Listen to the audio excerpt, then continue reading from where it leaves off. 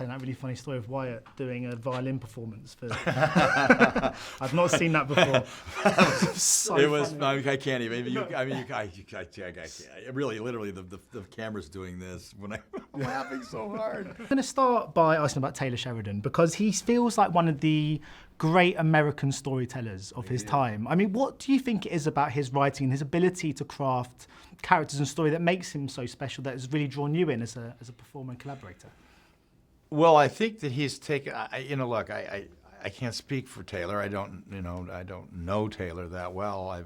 We've spent time together, but he's able to translate what's in his head onto page, and what he translates onto page is very playable.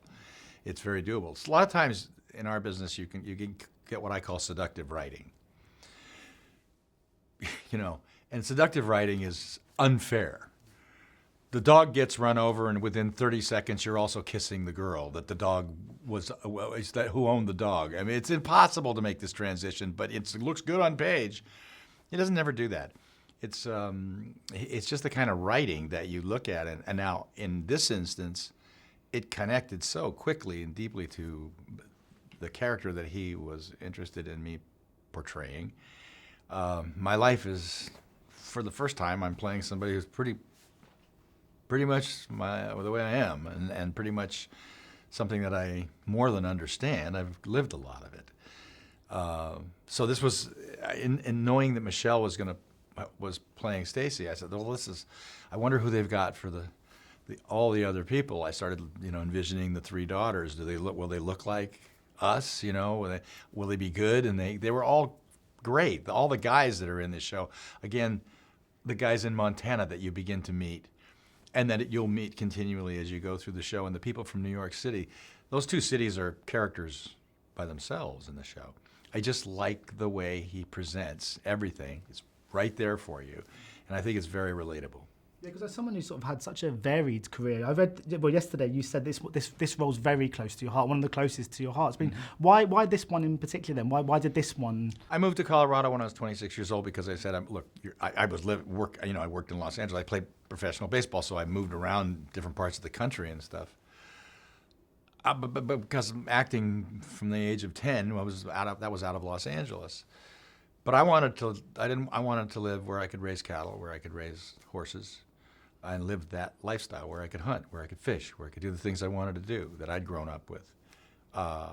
And here was this opportunity to have somebody who really understood, for instance, fly fishing.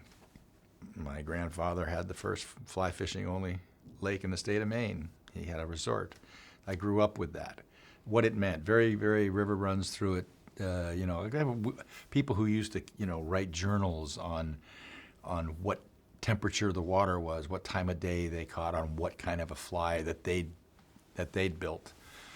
So all that stuff just resonated with me, and I thought, yeah, I do bring the right baggage here, and I just looked forward to it. I just looked forward to executing it. You a decent fisherman in real life? Decent. Yeah. Decent, not great. Right. I love to hunt. I'm a good hunter.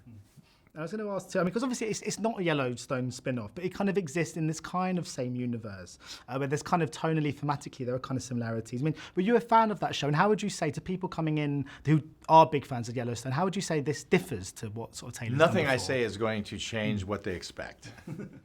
And I'm assuming there will be, because Taylor's Yellowstone show was so successful and so broad, and for a long time and so broadly seen, and people loved it. This is entirely, you can't say it's entirely different because it's Taylor, but it's the standalone, and the fact that New York City plays such a big character in it because that's where they all come from. I think it's a very, very different show, and in my opinion, on behalf of Taylor, I think this is his best writing. I mean, you've got such a decorated career. I mean, it's a real kind of honour to be sat here with you today. But I'm interested to know, as someone who has this incredibly kind of range of kind of credits to their name, are you quite a nostalgic person? Do you find you ever kind of look back and kind of take stock over everything that you've kind of achieved and done? Or are you very much a kind of what's the next job kind of guy. Yeah. It's funny when you're the one doing it, you don't look back. I mean, I guess I got that more from baseball. You're only as good as your last at bat, and you take what you've done and and where you're at in your life, and you want to move forward. It's an interesting job. It never seems to get old. There are times where you say, I don't know, have I done this long enough? Have I finished it? And it never really feels that way. You feel like, you do this guy. This would be a fun character to play. I find people fascinating and therefore a kind of a fun opportunity to present different characters. And I have done wide characters. What was different here was that for the first time I was going to do something that I just pretty much lived and know.